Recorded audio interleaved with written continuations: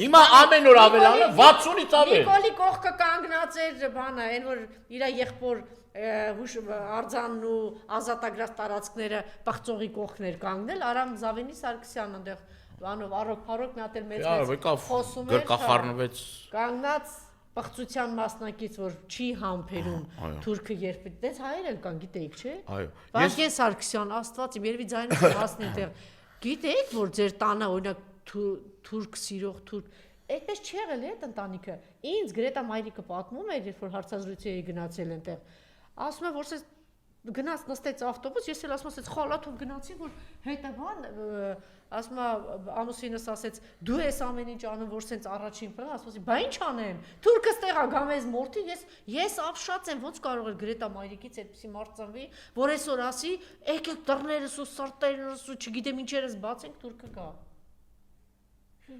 Ես չգիտեմ, ասենք անոմալիաներ, ինչ որ sense բաներ ինքը չկա էլ այդքան որ իրանից խորանանք խոսանք, այստեղ կարևոր մի հատ։ Չէ, ճիշտ ասած վաղար շաբաթցիները sense եսի ինչ արեցին իրան, ինչքանի ձայն հավաքել, 20-ներ հավաքել Մարիամ։ Ես լիճ այդ թեման եմ ուզում շարունակենք, ասեք շատ կարևոր։ Ինչքան հավաքել վաղար շաբաթում մեծ փրթողներ։ Քոչար 100 քանից է։ Ենգ Քոչարյանի բանով ցավով տառապողը, ասում է բարև ձեզ հացկերս։ Ասում է լվացվել եք,